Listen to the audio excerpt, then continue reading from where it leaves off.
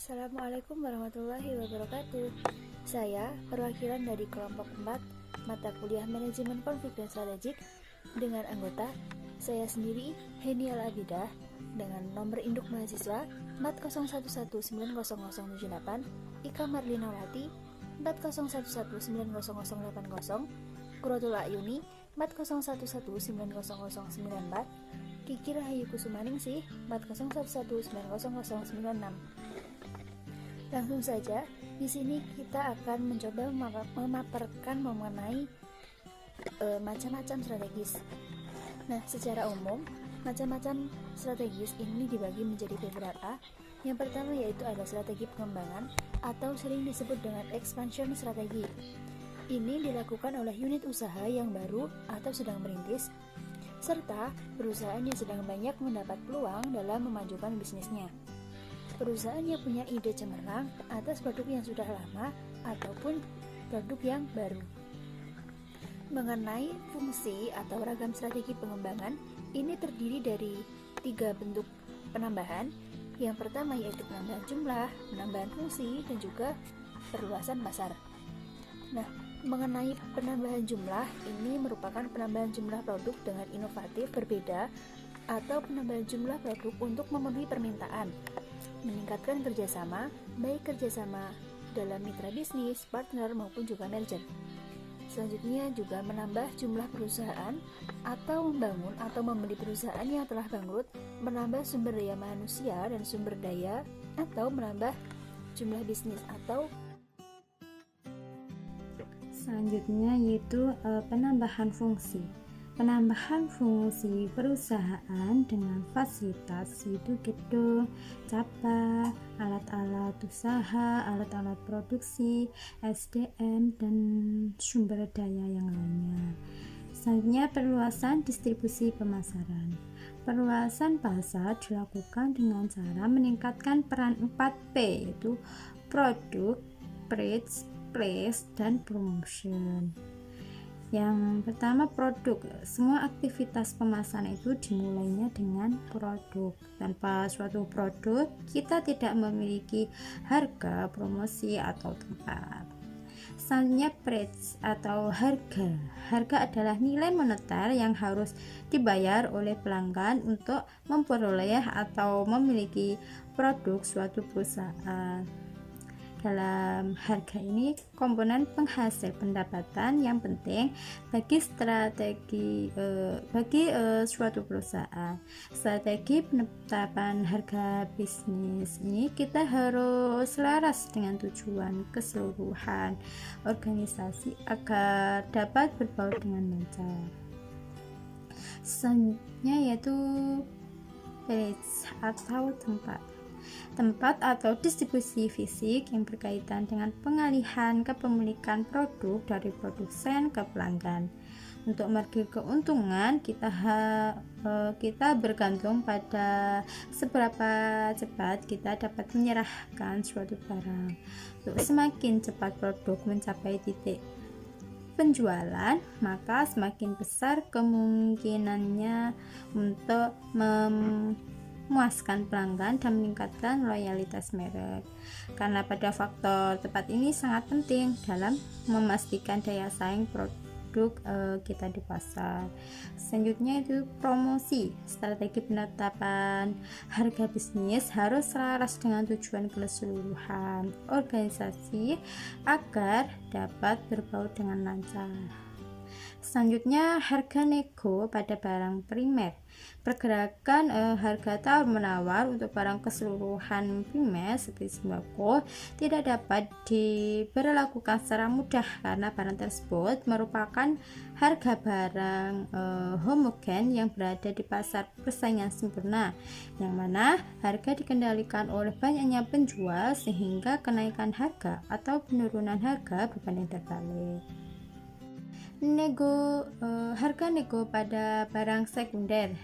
Harga tawar-menawar untuk barang kebutuhan sekunder dan tersier seperti contohnya yaitu komputer, kebutuhan sekunder, terus paket pariwisata, kebutuhan tersier dapat dilakukan dengan cukup alat apabila pembeli lebih banyak memilih informasi tentang harga barang yang diinginkannya tersebut. Akan tetapi apabila pembeli tidak memiliki informasi lebih tentang harga barang yang akan dibeli, maka ia akan dengan mudahnya itu terbujuk oleh rayuan penjual. Harga kredit. Harga kredit sekarang lebih diminati oleh pembeli karena alasan yang berkaitan dengan alokasi pembelanjaan, di mana semakin banyaknya kebutuhan, maka semakin sedikit kemampuan daya beli cash pada kalangan masyarakat umum. Meskipun konsekuensinya beban bunga yang terhitung cukup memberatkan sebagai tambahan biaya yang harus dikeluarkan oleh pembeli. Di sini saya contohkan sebagai ada orang yang membeli motor, banyak mereka itu dengan menggunakan kredit, bukan cash, dikarenakan kebutuhan mereka, kebutuhan pokok mereka yang banyak, tetapi ada kebutuhan lain yang diharuskan atau bisa dibilang mengharuskan seseorang untuk membeli motor. Akan tetapi banyak masyarakat itu mengambil secara kredit atau biasanya ada cicilan, tapi cicilan itu sesuai dengan peraturan perusahaan itu sendiri, meskipun konsekuensinya itu ada bunga yang cukup memberatkan bagi pembeli tersebut. Harga include adalah harga yang meliputi harga yang harus dibayar untuk beberapa tambahan fasilitas seperti biaya angkut atau delivery order. Di sini contohnya seperti order makanan ataupun order yang lainnya seperti pakaian bisa, terus biaya pembayaran via online, contohnya seperti biaya ongkir, dan biaya penambahan jasa lainnya seperti biaya pasang, biaya training, dan lain-lain, seperti pasang wifi, pasang listrik, seperti itu. Harga promosi juga diperlakukan untuk produksi yang hampir mendekati waktu kadaluarsa. Kebijakan ini dapat juga dilakukan untuk pengenalan barang yang masih dipromosikan atau diperkenalkan pada konsumen. Kadaluarsa di sini bisa dimaksudkan pada makanan. Contohnya barang makanan yang banyak tapi belum terjual, itu bisa dipromosikan atau melakukan menjualkan harga promosi, misalkan berapa persen. Terus pengenalan barang yang masih dipromosikan atau diperkenalkan pada konsumen, contohnya barang keluaran terbaru itu juga bisa dipromosikan. Perluasan distribusi pemasaran.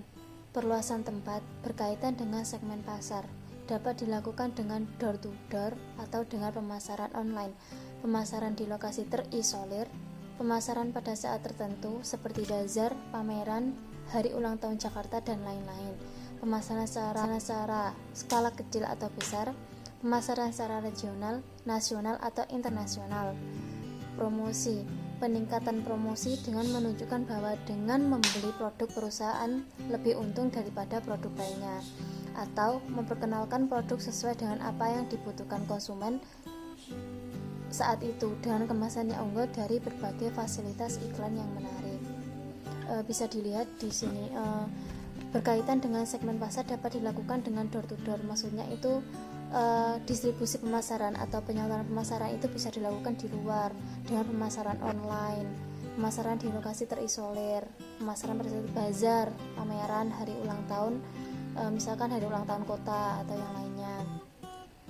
Peningkatan promosi dengan menunjukkan bahwa dengan produk perusahaan lebih untung daripada produk lainnya, atau memperkenalkan produk sesuai dengan apa yang dibutuhkan konsumen saat itu dengan kemasan yang unggul dari berbagai fasilitas iklan yang menarik.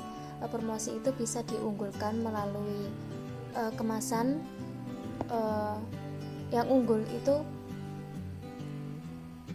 dapat memperkenalkan produk itu sesuai yang dibutuhkan konsumen pada saat itu juga. Materi yang selanjutnya tentang strategi stabilitas atau stability strategi.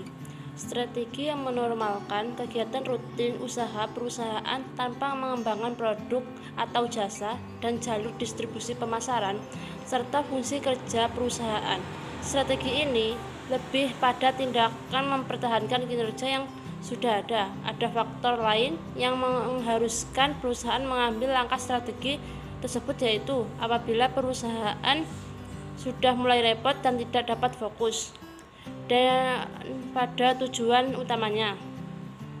Apabila perusahaan sudah mulai kurang dalam pengendalian kinerja perusahaan, sehingga para leader perusahaan harus kembali membenahi kondisi internal perusahaan. Kemudian strategi penciutan atau strategi penciutan. Strategi ini diberlakukan apabila pemilik sudah menemukan kondisi perusahaan sudah tidak sehat, seperti macetnya perputaran piutang, menurunnya aktivitas lancar, menurunnya omset penjualan, mengalami kerugian materi dari korupsi, kebakaran, penipuan, dan lain-lain. Pertambahannya pesaing yang sangat pesat sehingga risiko bisnis semakin tinggi. Kondisi ekonomi, politik, dan sosial serta budaya suatu negara yang mempengaruhi perusahaan mengalami krisis. Sekian dari presentasi kami, kurang lebihnya mohon maaf. Wassalamualaikum warahmatullahi wabarakatuh.